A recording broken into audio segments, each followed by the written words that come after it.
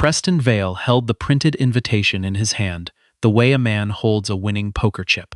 Loosely, casually, as though the weight of it meant nothing, when in fact it meant everything he needed it to mean. He had chosen the paper stock himself, cream, heavy, with a subtle embossed border that cost more per sheet than most people spent on lunch.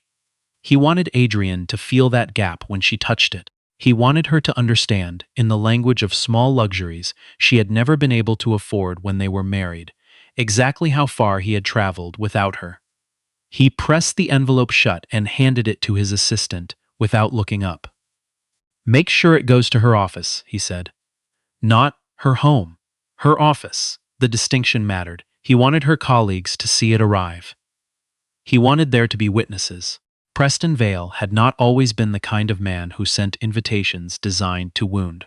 There was a version of him, a younger and considerably less polished version, who had been genuinely grateful. That man had existed. Adrienne Voss had known him. She had, in many ways, made him. They had met during a period in Preston's life that he had since learned to describe with strategic vagueness at dinner parties. The early days, he called it, with a half-smile that implied struggle without specifying the particular texture of it. The particular texture had involved a failing mid-size consulting firm, 2 clients who were threatening to leave, and a compliance issue that Preston had not fully understood the severity of until Adrienne sat across from him at a coffee shop in downtown Atlanta and laid it out in plain language. She was 31 then. He was 34. She had just left a senior risk management role at a firm whose name alone opened doors, and she was considering what to do next. A mutual contact had suggested they meet. Preston had expected someone guarded and corporate. Instead, he found a woman who spoke with the directness of someone who had long ago stopped caring about managing other people's comfort, and who somehow made that directness feel like a gift rather than an assault. "You have a reporting problem," she told him, after he'd explained the situation in what he believed was sufficient detail. "It's not just the paperwork, it's that your internal structure doesn't actually know who is responsible for what. So, when something goes wrong, everyone can point at someone else and technically be correct." He stared at her. "The good news," she said, picking up her coffee, "is that's fixable." She was right. It was fixable. She fixed it. Adrienne did not join the firm formally. She consulted quietly for 8 months, restructuring the internal accountability framework in ways that Preston had not known to ask for. She mapped dependencies. She identified 3 partnerships that were quietly bleeding money and documented exactly why. She drafted the compliance language that would, 2 years later, allow the firm to absorb a larger competitor without regulatory friction. She did all of this without asking for credit in any form that would have been visible from the outside. "I don't need the credit," she told him once, when he offered to list her formally on a report. "I need the work to be right." They had married 2 years into the consulting relationship, a decision that felt, to both of them at the time, like a natural next step in a partnership that was already intimate in every way that mattered. What they had in common was not personality. Adrienne was measured where Preston was impulsive, systematic where he was instinctive, but a shared belief in the value of building something real. Adrienne had grown up in Macon, Georgia, in a household where money was not a given, where her mother worked 2 jobs and still sometimes had to choose between utilities and groceries. She had learned early that security was not inherited. It was constructed carefully from the outside in. Preston had grown up more comfortably, though not extravagantly, in Connecticut. He had never had to construct his security from scratch. He had, without fully realizing it, relied on Adrienne to show him how the construction worked. For 11 years, he relied on that. The invitation that Preston sent to Adrienne's office was for the grand opening celebration of Vale Partners' new headquarters, a 12-story building in Midtown Atlanta that he had purchased 18 months earlier, and had since had renovated to the specifications of a man who needed everyone in the room to understand that he had arrived. There would be 600 guests. There would be a catered dinner by a chef whose wait list ran 18 months.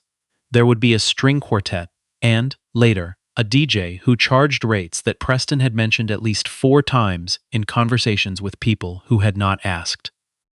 Adrienne Voss received the invitation on a Tuesday morning. Her assistant placed it on the corner of her desk, with a look that communicated awareness without comment. Adrienne picked it up, read it, set it back down, and returned to the document she had been reviewing before the interruption. She did not open the envelope again until that evening, at her kitchen table, with a glass of water and the particular stillness of someone who has learned to let feelings arrive in their own time rather than forcing them into shape. She thought about what Preston intended. The intention was not subtle. They had been divorced for 3 years.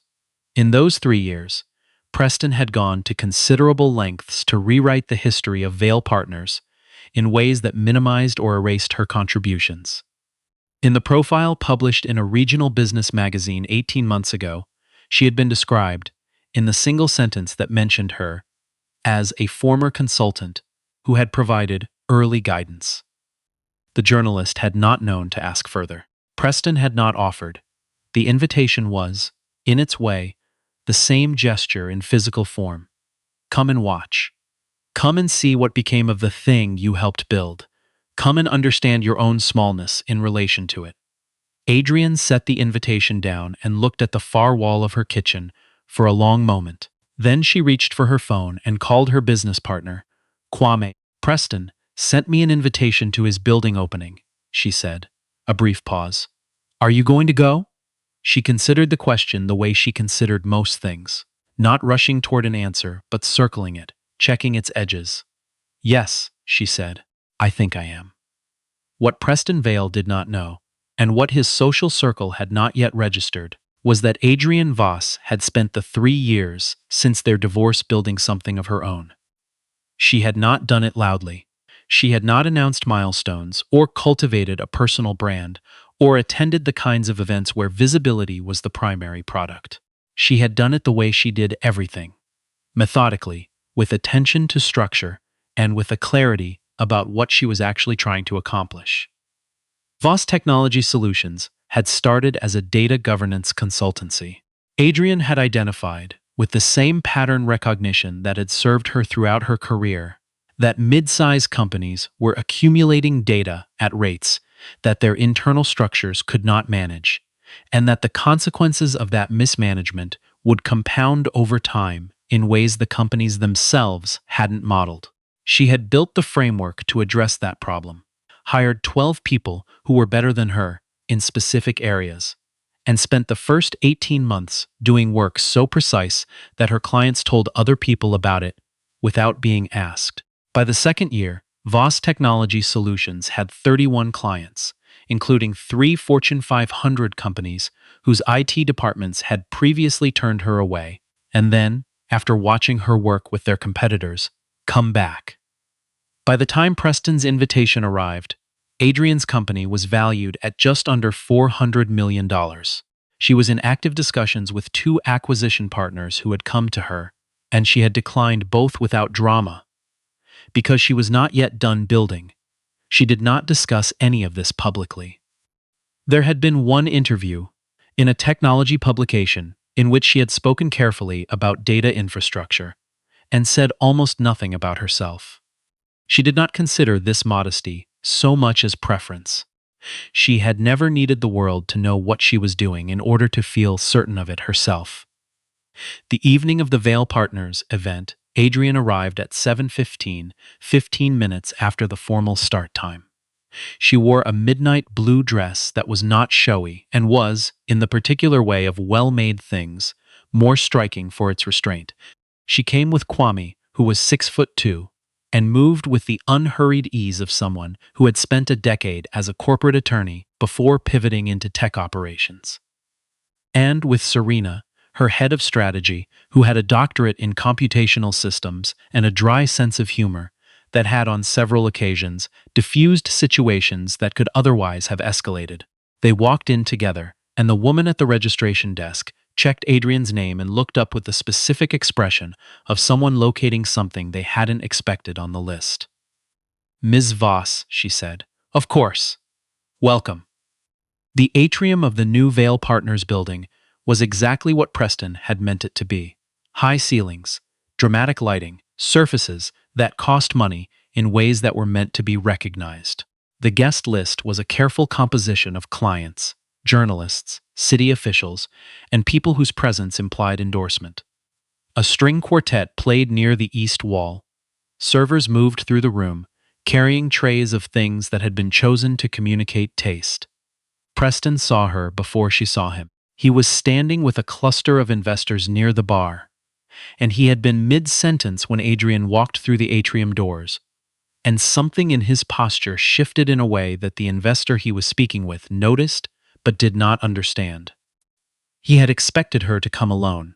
He had imagined, in the version of this evening he had run in his mind, that she would arrive quietly, that she would stand at the edge of things, that she would absorb the evidence of everything he had built and carry that weight home with her. He had not imagined Quam, whose presence gave Adrienne's entrance a different quality than the one Preston had scripted. He had not imagined Serena.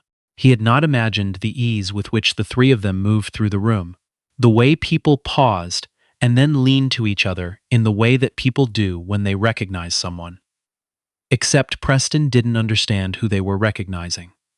He assumed his guests were simply noticing a striking woman, the way guests at events sometimes notice each other. It took him several minutes to understand that this was not what was happening. The conversation began near the dessert table, with a man named Thurston Webb. Thurston Webb was a venture capitalist whose portfolio included 4 of the most discussed technology companies of the last 2 years. Preston had been trying, for 8 months, to secure a meeting with him. Thurston Webb's office had responded to 3 separate outreach attempts with the polite language of non-committal, and Preston had begun to interpret his presence at tonight's event as an opportunity that had finally materialized through the right combination of persistence and timing. He was preparing to approach Thurston Webb when he saw Thurston Webb approach Adrienne first. Not in the deferential way of someone meeting a stranger, in the way of someone greeting a person he had been hoping to find. "Adrienne," Thurston said, and shook her hand with both of his. "I didn't know you'd be here tonight." "Preston and I have history," Adrienne said. There was no edge in her voice. She said it the way she said most things, factually, without the drama of implication. "I saw the Q3 numbers on the Voss framework deployment at Hargrove Consolidated," Thurston said. "I was going to reach out this week. The risk modeling outcome was, I've been in this space for 20 years, and I don't throw around the word exceptional." "We're pleased with it," Adrienne said. "Are you still not taking acquisition conversations?" "Not right now." Thurston nodded in the way of someone who respects a position even while disagreeing with it. "When you are, I want to be first." "I know," she said. Preston was standing close enough to hear this. Not every word, but enough. Enough to understand that the narrative he had maintained, the one in which Adrienne was a former consultant who had provided early guidance, was not the narrative that existed in this room. This room had its own information. This room knew something that Preston had spent 3 years carefully obscuring, and the knowledge was not upset or hostile. It was simply present, the way solid objects are present, requiring no argument to exist. The disruption came at 8:40, during the remarks. Preston had planned a 12-minute speech that moved through 4 carefully constructed sections. Gratitude to the city of Atlanta, acknowledgement of the firm's growth trajectory, a statement about the building itself as a symbol of commitment to the market, and a forward-looking close about the next phase of expansion. It had been reviewed by his communications director and by the investor he was most eager to impress. He was midway through the 3rd section when a woman near the back of the room raised her hand. Not aggressively. She raised it the way a journalist raises it in a press conference when she already knows the answer to what she's about to ask and is primarily interested in having the answer said out loud. Her name was Robin Carver. She wrote for a publication that covered business and finance in the Southeast. She had been covering Vale Partners for 2 years. She had also, it would emerge later, spent the previous month following up on a tip about the origins of the firm's compliance methodology, specifically about the structural reorganization that had allowed the firm to survive and then expand during a regulatory tightening period in which three of its competitors had paid significant fines. "Mr. Vale," she said when he paused, "can you speak to the origins of Vale Partners' internal governance framework? Specifically, the risk management model that was implemented in the early period of the firm." The room went quiet in the way that rooms go quiet when they sense something shifting under the surface. Preston's communications director was standing 12 feet away and had the expression of someone watching a traffic situation develop in slow motion. "The framework was developed in-house," Preston said. "By our team. Can you be specific about which members of the team?" There was a pause that lasted approximately 4 seconds. To Preston, it felt considerably longer. "It was a collaborative effort," he said. Robin Carver wrote something down. "I ask because I've been looking at some of the documentation from that period, and there appears to be a significant structural signature in the compliance language that matches work attributed to a data governance specialist operating independently at the time. I wanted to give you an opportunity to address that before the piece runs." The room had not moved. The string quartet, who had paused during the remarks, had not resumed. Adrienne was standing near the left wall. She had not raised her hand. She had not asked any questions. She was holding a glass that she had not been drinking from, and her expression was the same expression she had worn when she walked in. Composed, observant, present. Preston looked at her. It was a brief look, involuntary, the kind that happens before conscious decisions can intercept it. She held his gaze for exactly 1 moment. Then she looked away, toward the window, toward the lights of the city outside, as though whatever was happening in the room was not, finally, hers to manage. What followed was not the full collapse that Preston would later, in private, reframe as an attack. What happened was quieter, and because of its quietness, more lasting. Robin Carver's piece ran 6 days later. It was not a takedown.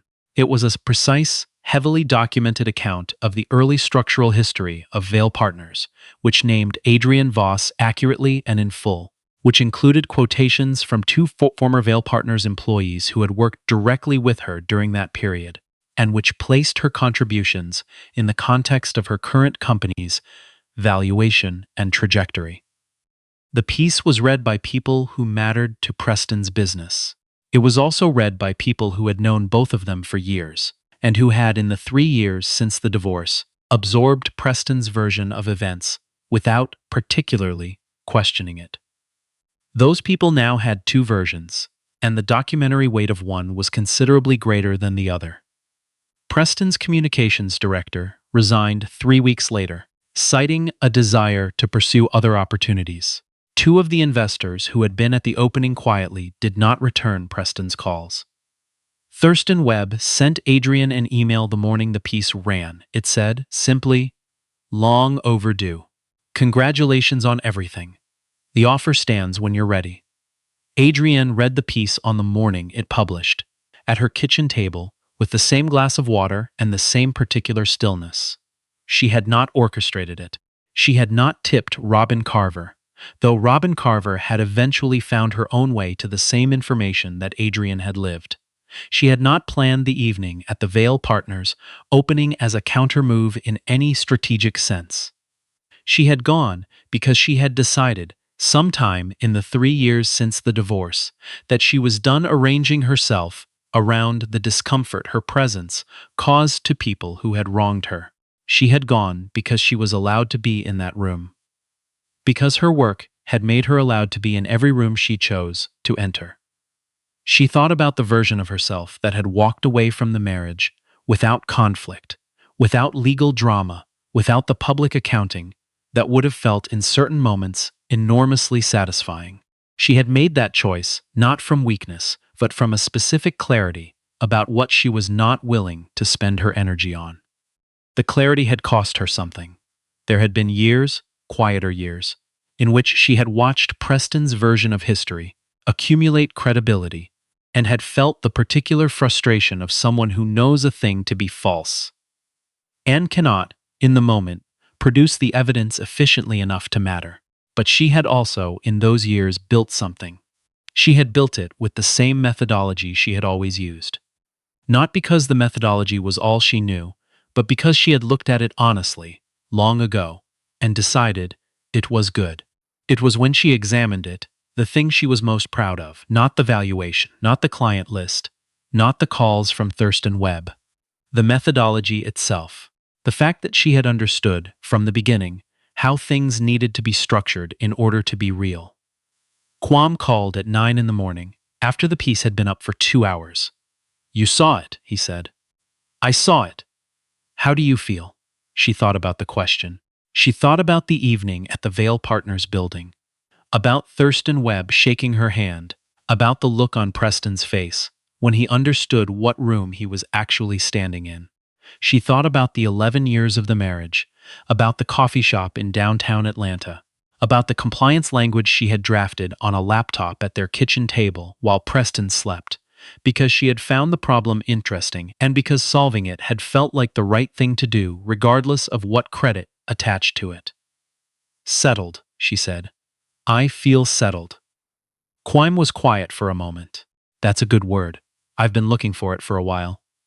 3 months after the article ran, Voss Technology Solutions completed its first major acquisition, not being acquired, but absorbing a smaller data analytics firm whose work complemented the Voss framework in ways that Adrienne had been mapping for nearly a year. The deal valued the combined entity at just over $600 million. It was covered in the technology press with the straightforward language of a significant business event. Adrienne did not post about it. She sent a short note to the team. 12 lines, specific about what they had built and honest about what came next, and then she went back to work.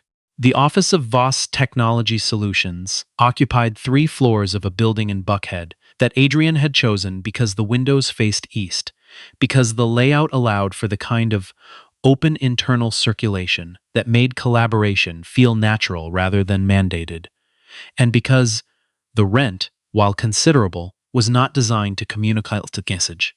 She was not interested in buildings as statements. She was interested in buildings as places where work happened. She kept one framed item on the wall of her office, a printout, slightly faded, of the original compliance framework she had drafted 12 years earlier, at the kitchen table, on the night she had stayed up until 2 in the morning because the problem was interesting. She had kept it not as a monument to grievance, but as a reminder of where her methodology had come from a genuine encounter with a real problem, from the desire to make something that worked. A new hire, during an onboarding tour, had asked about it once, had asked what it was. "Old work," Adrienne had said. "Yours?" She had looked at it for a moment, at the clean logic of the structure, at the handwritten note in the margin where she had caught an inconsistency and corrected it, at the date in the upper right corner. "Yes," she said. "Mine." She said it, without emphasis, without bitterness, without the particular performance of someone who needs a witness to validate the claim. She said it the way she said most things, with the quiet confidence of a woman who had long ago stopped waiting for permission to know what she knew.